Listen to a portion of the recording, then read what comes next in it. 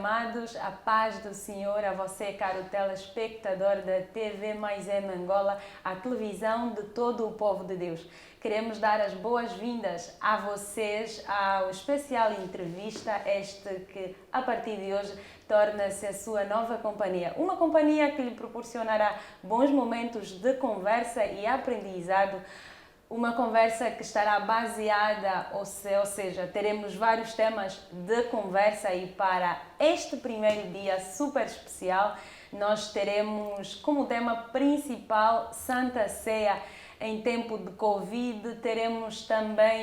Falaremos um pouquinho também acerca dos 7 dias de jejum e oração, uma atividade que está a ser organizada pela Igreja Matriz do Maculuço. E bem lá no final da nossa conversa, discorreremos naquilo que é o dia 25 do mês de julho, uma data que é especial para todo o crente pentecostal. E você é o nosso convidado, por isso mantenha-se aí do outro lado.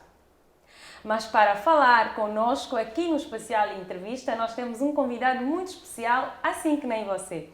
Eu falo do representante legal da Assembleia de Deus Pentecostal em Angola, pastor presidente do Ministério Maculuço, Reverendo Francisco Domingos Sebastião. A paz do Senhor, Reverendo. Muito obrigado, a paz do Senhor, Edi. A paz do Senhor para você, caro irmão, amigo, telespectador. Deus abençoe rica e poderosamente. Desejo que você tenha saúde, tenha paz, tenha prosperidade e receba força da parte de Deus para vencer este momento difícil. Que Deus a todos nós ajude. Amém. Muito obrigado. Falando em saúde, nós vamos desinfeitar as nossas mãos porque estamos numa situação delicada. Precisamos manter todo o cuidado possível. Eu vou pôr um pouquinho aqui para o pai.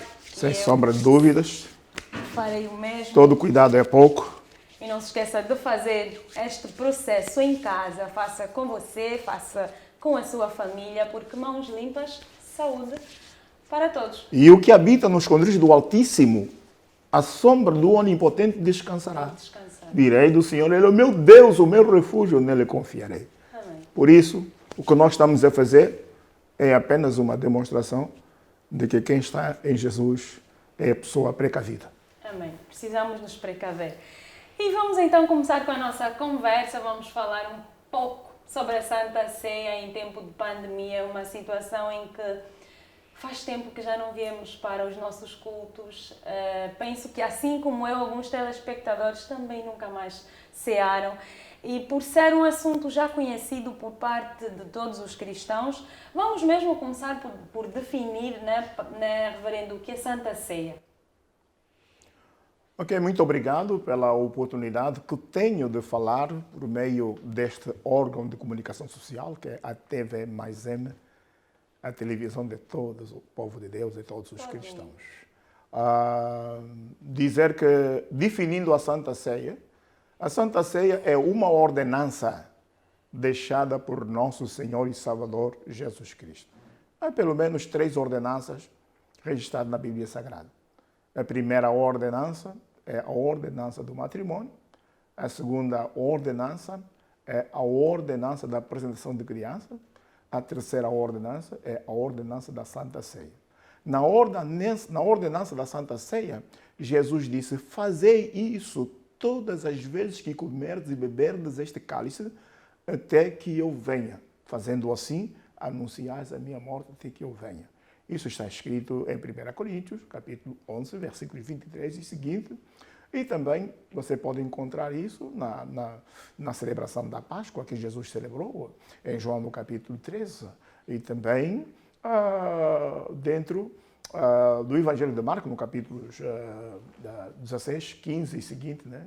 Quando diz: ide por todo mundo, pregar o Evangelho a toda criatura, quem crê for batizado será salvo, quem não crê será condenado. E estes sinais acompanharão os que crerem.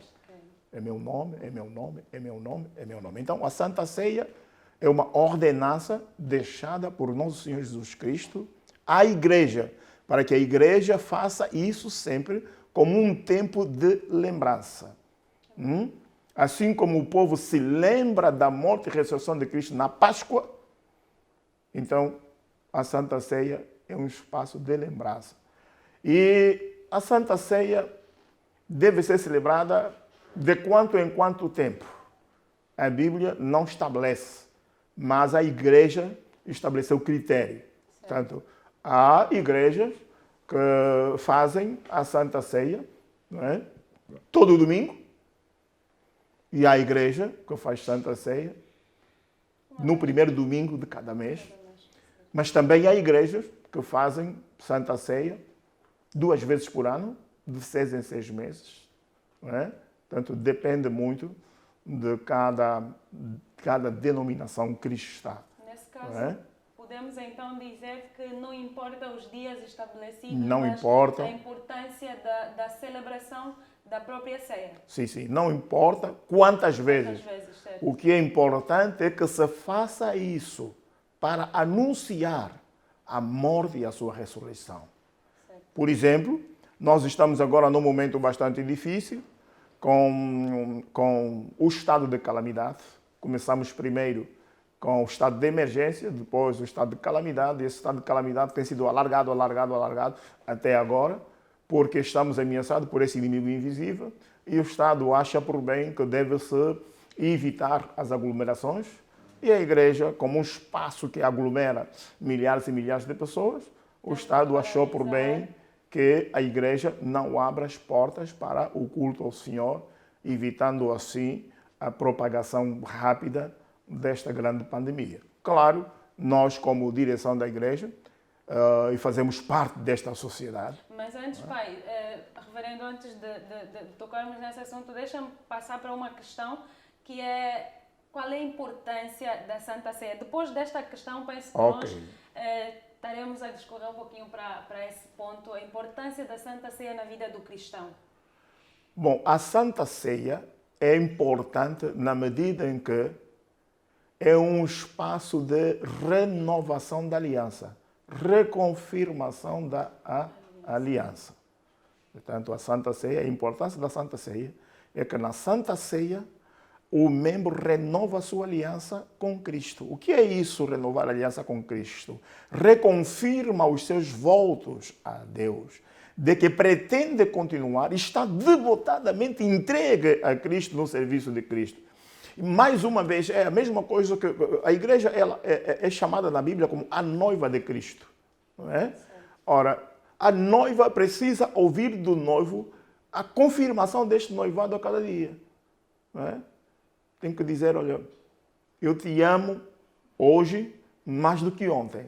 Então, mas o te amo não precisa ser necessariamente só no dia da ceia, né? Diga, o te amo? Podemos... Não, todos os dias o crente tem que fazer isso, mas na Santa Ceia ele renova essa aliança, é especial. Ele cai em si, ele confessa que pecou, não é?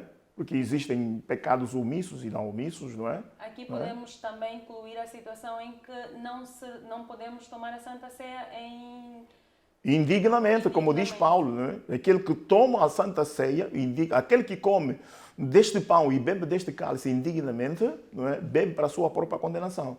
Então é isso que na Santa Ceia acontece. Na Santa Ceia, primeira etapa da Santa Ceia é que o crente dobra os joelhos e olha para Deus.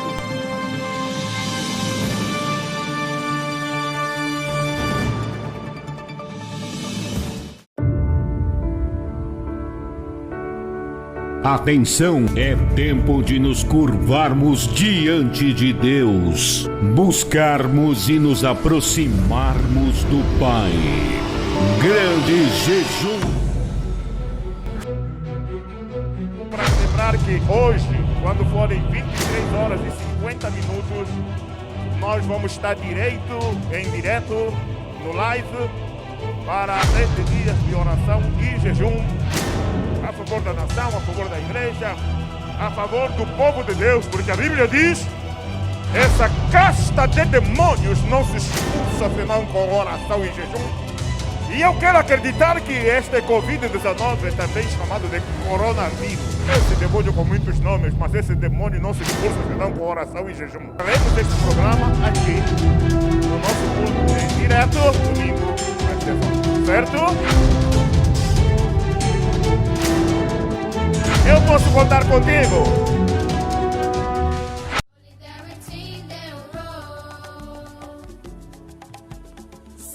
Solidariedade, solidarity, la solidarité, solidariedade.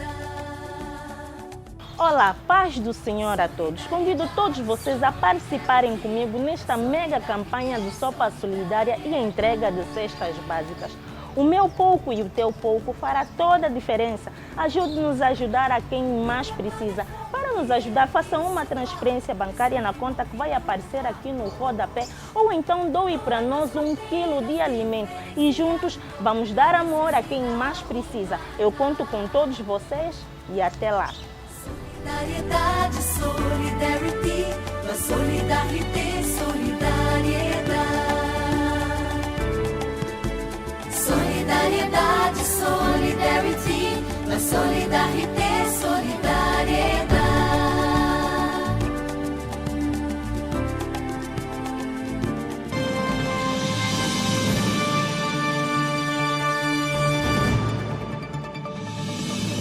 Bem, o reverendo falou sobre o momento em que é um momento em que o crente confessa os seus pecados. Podemos associar essa a questão de beber ou tomar a ceia de forma indigna, ou quem ceia dessa forma será que podemos continuar não é a expressão correta, podemos chamar de forma indigna? Sim, a questão da indignidade Sim. de tomar a Santa Ceia está intrinsecamente ligado aos aspectos da comunhão. Quando uma pessoa que se diz membro batizado e comete pecado, eu costumo chamar de pecados gravosos e pecados menos gravosos. Os pecados menos gravosos são aqueles que são decorrentes do estado da vida entre si. Quer dizer, eu olho e contemplo algo que não agrada, não faz parte do meu estilo de vida, e aquilo me leva a pensamento negativo. São os tais pecados menos gravosos. Mas eu corrijo ou luto com aquele pensamento, mas, no entanto, eu não consumo nenhum ato. São os pecados menos gravosos. Quer dizer, é um estado de luta interior meu. Certo. Mas como aquilo me incomoda, então, na Santa Ceia, eu vou aos pés de Cristo e eu digo, Senhor, tem misericórdia de mim. Eu não quero ser assolado por esses pensamentos negativos, pensamentos malignos, pensamentos alheios à minha vontade. E eu penso que é ali onde Paulo vai dizer assim, aquilo que eu quero fazer não faço, mas aquilo que eu não quero é isso que eu faço. Tá? Não quer dizer que Paulo realmente fez, quer dizer que Paulo também lutou com os seus pensamentos no dia a dia. E eu chamo isso de pecados menos gravosos, que são confessados antes de tomar a Santa Ceia. E Paulo em Coríntios, no capítulo 11, não é? 23, vai dizer, e seguinte, vai dizer, aquele que come e bebe indignamente. É essa a indignidade. Portanto, ele confessa. E eu também vou chamar isso aí de renovação de voto.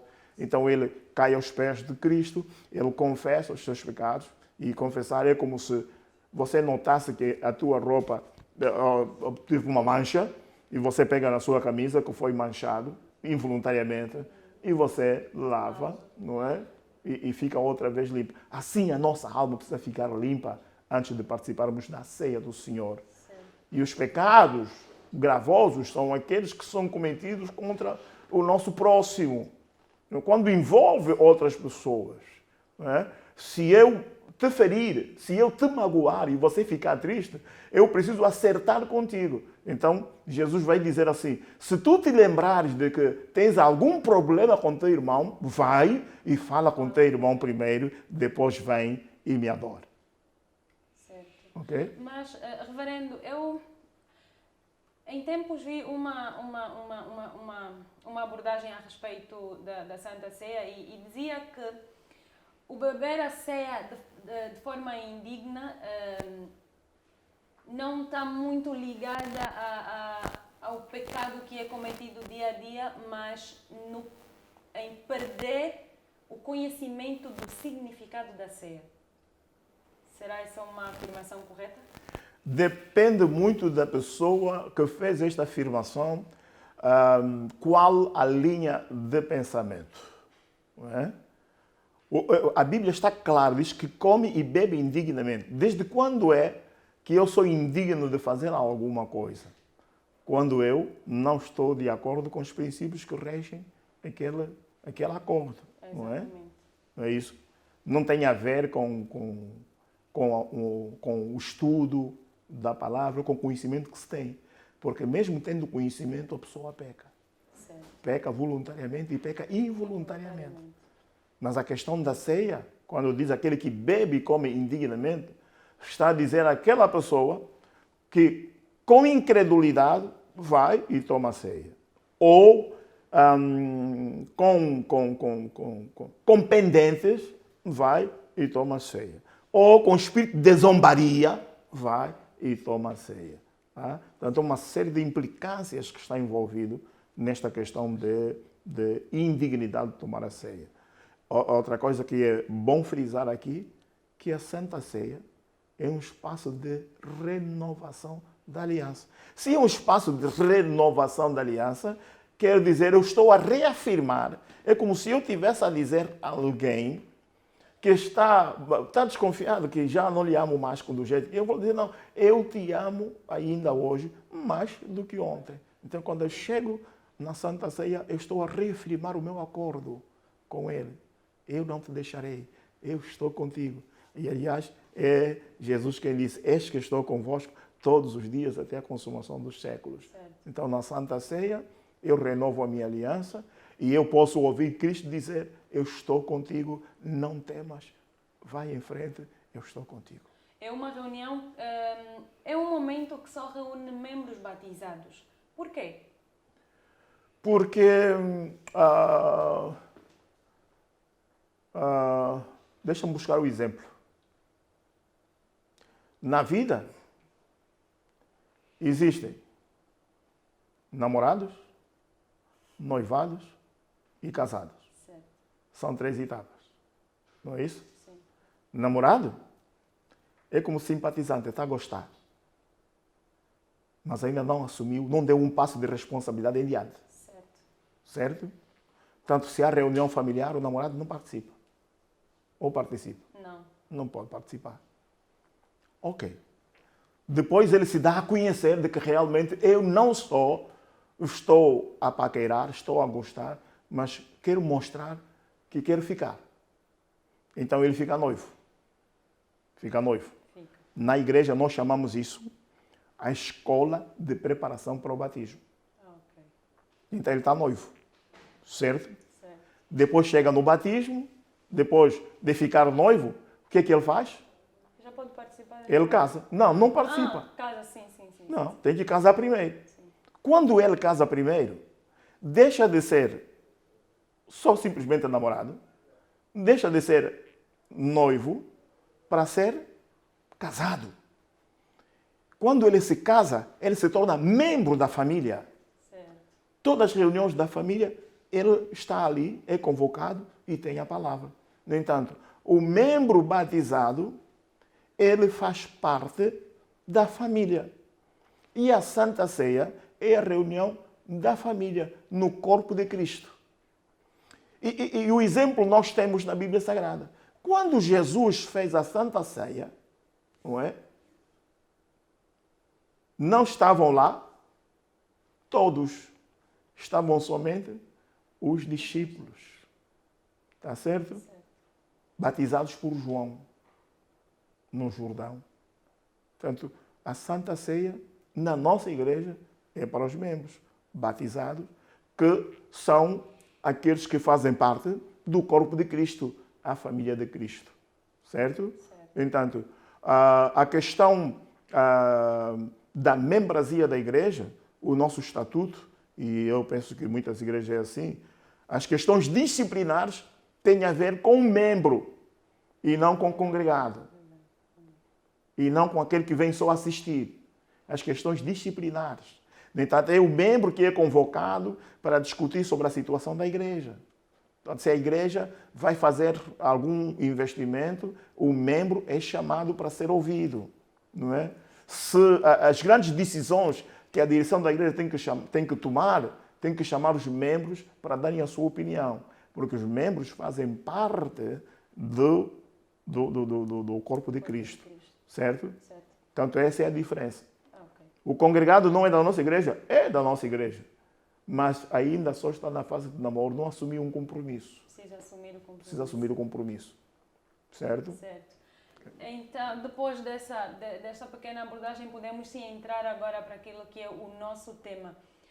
A Santa Ceia é um ato de renovação e percebemos que é muito importante para a vida do cristão ou do crente em si. E, reverendo, nesta fase em que muitos já estão há um bom tempo sem cear, tem algum problema nisso? Falando do próprio crente em si?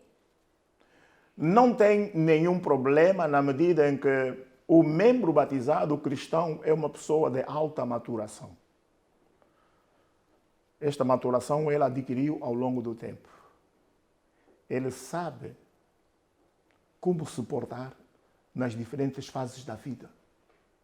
Estamos a viver uma situação de imposição das circunstâncias.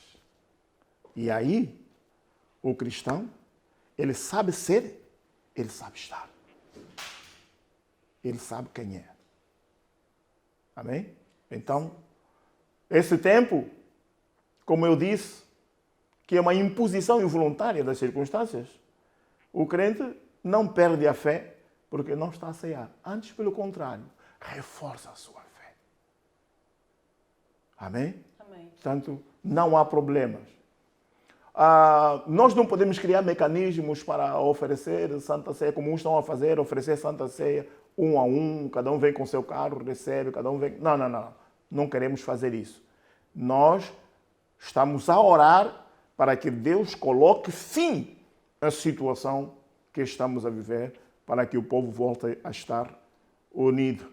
Para que se cumpra o Salmo 133. Oh, quão bom e quão suave é que os irmãos vivam em união. A Santa Ceia é uma manifestação da união, da solidariedade, do aconchego, do calor humano. Durante esta pandemia não podemos, porque abraços não, beijo não, cantando não, E nós somos muito calorosos. E nós somos muito calorosos. Mas... E esta falta deste calor está a criar alguns problemas na vida das pessoas. As pessoas estão mais nervosas, as pessoas estão mais desequilibradas emocionalmente, não é? As pessoas estão mais trancadas na sua personalidade, não é?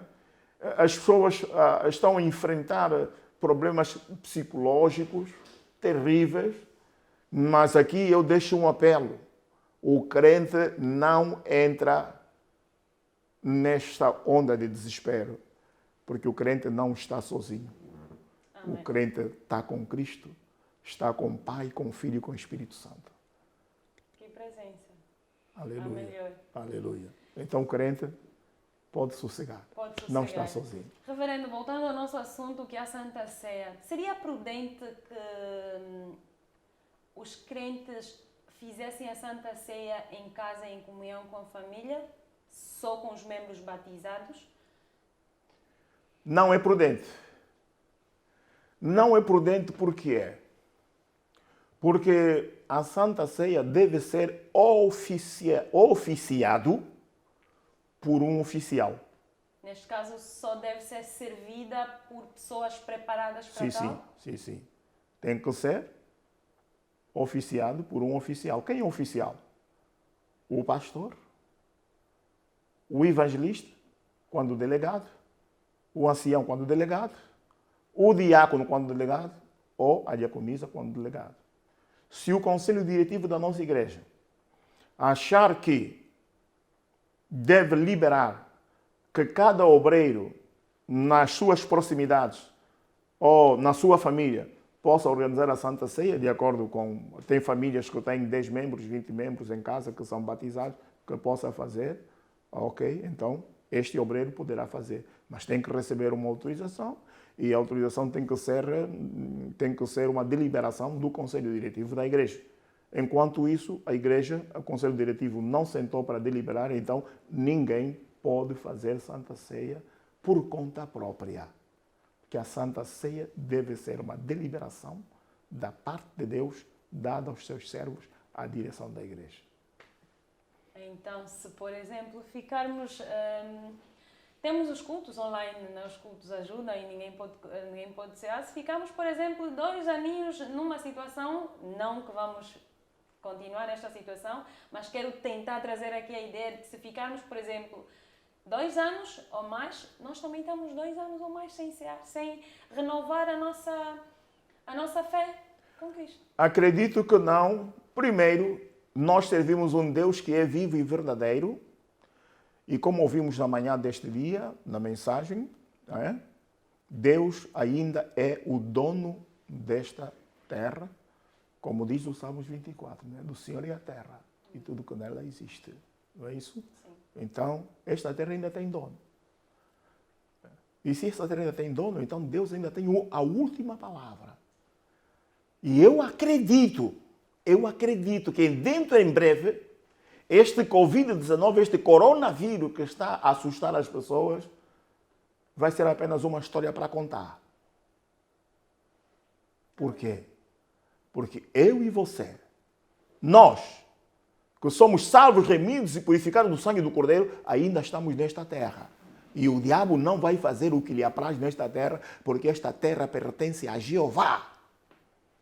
Portanto, eu acredito que dentro em breve nós teremos a possibilidade de voltar a estar juntos.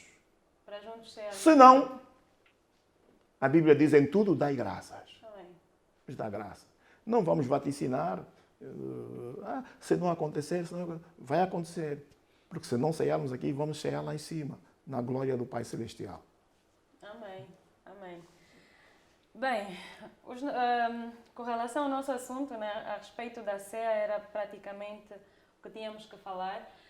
Talvez eu faria uma última pergunta a respeito do assunto, mas no meio da explanação do reverendo, o reverendo já acabou falando um pouquinho disso, e se o membro não pode fazer a Santa Ceia em casa, então fui ultrapassada nessa questão.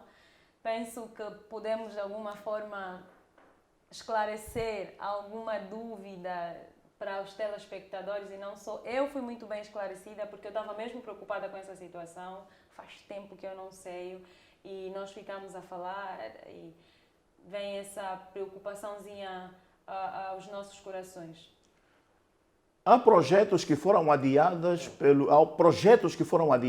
Covid-19. Muitos. Vários projetos. Nós tínhamos para este ano 3 batismos para fazer. Quer dizer que ao longo deste ano nós ficamos sem a possibilidade de batizar 3.500 novos membros. Porque não fizemos batismo, porque a igreja está fechada, a igreja não pode fazer aglomeração.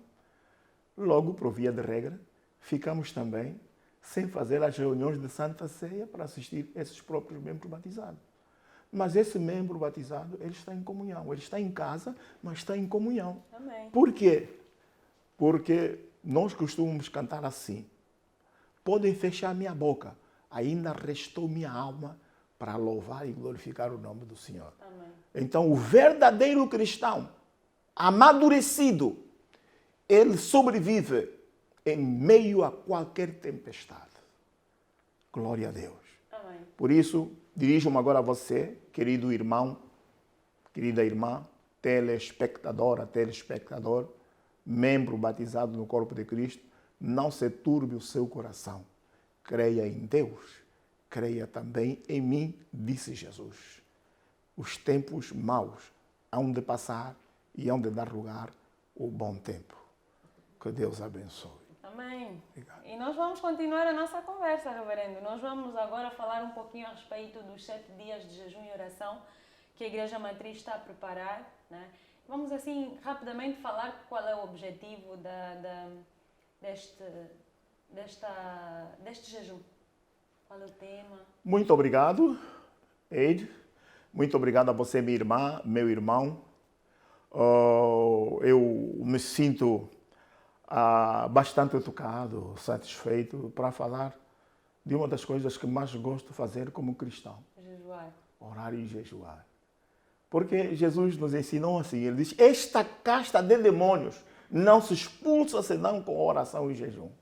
Então, quando chega um tempo de oração e jejum, eu me sinto desperto, me sinto animado. Parece que há um sangue novo correndo em minhas veias. Né? Certo. Porque isso me desperta. E esse programa não é senão uma oportunidade para chamar a atenção ao povo, como Elias fez. Ele chamou o povo, chegai-vos a mim. Então o jejum é uma oportunidade para se chegar. Como nós não podemos congregar no mesmo lugar, na igreja, mas nós podemos estar ligados através das redes sociais. Certo. Através do Facebook, nós mantemos o povo ligado no programa de jejum e oração. E o programa é da seguinte maneira: às 23h50, por exemplo, hoje, nós já vamos estar online para às 0h em ponto darmos o tiro da largada do nosso programa de jejum. Às 0h, vamos ficar no ar orando, clamando, e depois vamos ter uma mensagem bíblica, não é? Isso das 0 até 1h30 da madrugada. Depois vamos descansar, e aqueles que puderem depois despertar às 3 da manhã, às 4 da manhã para orar, poderão fazê-lo. Às 6 da manhã ou às 7 da manhã poderão fazê-lo. Mas às 11h50 nós estaremos novamente online para fechar o compromisso do primeiro dia. Certo. E será assim todos os dias até sábado. Tá? Até sábado. E domingo, às 0h, nós estaremos também online. E depois fechamos aqui às 10h com o culto online. E que seria um culto de ceia. Seria um culto de ceia, mas fica a saudade, mas o compromisso permanece. Amém. Vamos estar juntos. Amém. Falou do tema. Sim. O tema para este trabalho é segredos que geram pânico ao inimigo. Segredos que geram pânico ao inimigo. Baseado na experiência de Gideão. Juízes, capítulo 7, versículo 1 ao versículo 10. Segredos que geram pânico ao inimigo. Os inimigos, eles próprios ficaram em pânico porque começaram a ter o sonho que iam ser derrotados. E os sonhos que eles tiveram da derrota é que gerou pânico a eles. Não é? Então, segredos que geram pânico. Segredos que geram pânico. Em ao 7 inimigo. dias vamos nesta linha. Os pregadores vão falar sobre estes segredos. Quais são estes segredos? Quais são estes segredos? Existem segredos, não é? Porque há pessoas, por exemplo, que estão a enlouquecer neste tempo. Nós estamos mais lúcidos do que nunca. Há algum segredo? Há algum segredo? Não é? Há pessoas, por exemplo, que estão já perderam a esperança. Mas nós estamos com a nossa esperança. Qual é o segredo? Cristo para mim, Cristo para mim, Cristo para mim. E é isso que nós queremos compartilhar com o povo. Amém. Por isso, esteja online. Carregue o teu saldo de dado para poder orar conosco e jogar conosco. Você vai receber input espiritual para você vencer esse tempo difícil. Amém? Carrega assim. Glória a Deus. Põe aí um neto dia de 200 kwanzas. Ajuda muito nas lives e facilita muito. Já falamos da Santa Ceia, falamos dos 7 dias de jejum e oração. Vamos falar do 25 de julho, que é um dia especial para todo o crente pentecostal, que é a celebração foi nesse caso já, a celebração de mais um ano de existência da ADP em Angola. Qual é o significado dessa data para o reverendo? Esta data, meu querido irmão, amada Igreja de Cristo, essa é uma das datas mais importantes na vida de qualquer cristão da Assembleia de Deus Pentecostal. Essa data nos faz lembrar o sacrifício que os antigos tiveram para implantar a igreja. Toda a igreja custou o sacrifício do sangue e de vida dos implantadores.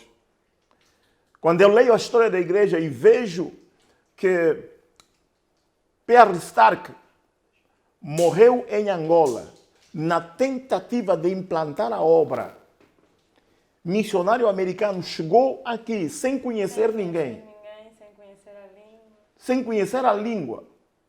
E ele é recebido no porto de Lubito. Depois vai até Chilesso, na missão do Chilesso, não é? E fica lá para aprender a língua. Não só a língua portuguesa, mas a língua nacional umbundo. Não é? E durante este tempo, estou a falar de 1938, 39, não é? Ele começa esse trabalho de forma abnegada. Ele dá prova de que tinha chamado. Passa por dificuldade. É acometido por paludismo. Não havia condições. Tudo isso aí mostra que, afinal de contas, hoje nós somos beneficiários daqueles que com a vida pagaram para que esta obra fosse implantada. Não é? Depois vem o missionário Cartacho Martins, não é? Já nos anos 40, não é? Que recebe com a dona Stark esta grande missão, não é? Dá continuidade a esta missão, recebe autorização para implantar a obra na província do Kwanza Sul, não é? Na área do quilômetro 30, do quilômetro 70 do caminho de ferro, numa área chamada Quirimo, onde implanta a missão, com muita dificuldade. Primeiro, começou com uma escola para a alfabetização dos indígenas, entenda-se indígenas aqui como autóctones, né, os nativos. Né? Naquela missão de alfabetizar, os pais começaram a vir e aí nasceu a primeira igreja, a Assembleia de Deus Pentecostal. Então foram passos difíceis, não é? Que nos levaram a que essa porta da salvação se abrisse, da Assembleia de Deus Pentecostal. Não é? Agora está no tamanho glória a Deus. Com muita gente. Então, existem, pelo menos, algumas etapas reconhecidas da Assembleia de Deus. A primeira etapa, a etapa da implantação do trabalho com o Cartacho Martins, que é o legado que ele recebeu do casal Stark. Né? E depois, essa etapa vai até ao reconhecimento, não é?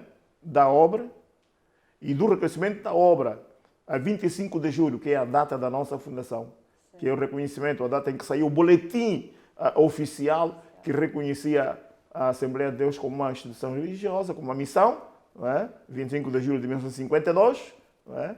Até os anos 57, quando são expulsos os missionários aqui, e a obra fica outra vez à deriva, porque os missionários foram expulsos porque estavam a abrir os olhos. Ainda é o mesmo problema até agora. As pessoas não querem que se abra os olhos àqueles que não estão a ver. Eles querem perpetuar a ignorância, não querem que se ensine a verdade. E a Bíblia diz que conhecereis a verdade vos libertará. Não é? Expulsaram os missionários, mas ficaram os autóctones, os velhos, nossos pais na fé. Eles continuaram a obra. E a obra cresceu mais ainda. Porque quanto mais se oprime, mais cresce. Mais cresce. A história é muito bonita e, reverendo, não acha que devia ser comemorado de uma forma diferente? Eu penso que o 25 de julho, muita gente não sabe ainda, não devia ser comemorado de uma forma diferente. O programa da comemoração do 25 de julho foi adiado. Para este ano, estava agendado um culto nacional no estado 11 de novembro, onde pensávamos a juntar cerca de 70 mil pessoas, vindas de toda Angola. Estava programado vir em caravana das 17 províncias e Luanda como anfitriã. Portanto, nós estaríamos em chama neste momento. Mas essa pandemia adiou os nossos planos. Portanto, não há problema. Diz o ditado, dia não mata dia. Exatamente. Outros dias virão. Com certeza outros dias virão. Nós chegamos ao finalzinho e vamos aconselhar o pessoal a ler a história. Eu tive a oportunidade de ler a história e é muito bonita mesmo. Saber que de pau a pique, agora estamos em estruturas muito grandes, alguém deu a vida por isso, é sempre bom saber de onde viemos, onde estamos e para Sem onde sombra de dúvidas. nós iremos. Sem sombra de dúvidas. Os primeiros passos dessa Santa Igreja foram espinhosos, foram trabalhosos, mas Deus ajudou Amém. os nossos patriarcas e chegamos até aqui. Hoje nós temos guitarras para tocar, antigamente eram só as mãos, não é?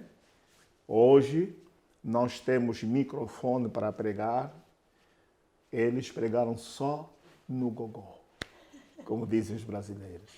Sim. Hoje nós temos grandes edifícios, eles em casas de pau a pique, em casas de mateba. Sabe o que é mateba? Uma espécie de árvores próprias que crescem nas periferias. Eram casas cobertas por essas matebas, não é? Por capim. Mas ali o fogo do Pentecoste caía.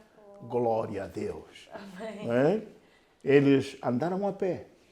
Não tinham cavalos para andar, nem tinham carroças para andar, mas eles andaram a pé, evangelizando. E hoje nós temos carros. Hoje nós temos televisão. Eles não tinham nem rádio, quanto mais televisão. Amém. Tudo isso para dizer, Deus nos ama. Amém. E é essa mensagem que eu deixo para você, telespectador. Essa igreja, a direção dessa igreja, ama você e faz jus a que você permaneça no caminho de Deus. Para que um dia também se venha dizer de você: combati o bom combate, acabei a carreira, guardei a fé. Que Deus abençoe. Amém. E feliz aniversário para a Assembleia de Deus Pentecostal em Angola. Amém. Assim como Deus abençoa todos aqueles que deram vida por esta grande missão, Deus também nos agraciou com este momento de conversa com o reverendo. Como eu disse, conversa agradável e com muito ensinamento também. Nós agradecemos ao reverendo por estar disponível para nós. Deus abençoe. Muito obrigado. Continua assim na força e no carisma maravilhoso que o Amém. reverendo tem. Amém. Que Deus possa abençoar a você, caro telespectador. Já sabe que você pode fazer parte desta família, da sua nova companhia. Vá à nossa página no Facebook, TV Mais M Angola, deixa a sua mensagem. Não, TV Mais M Angola é o nosso canal no YouTube e no Facebook é TV Mais M. Deixa a sua mensagem, deixa as suas sugestões. Você já sabe que nós receberemos com muito carinho. Fique bem, fique com a paz do Senhor. Até o próximo encontro.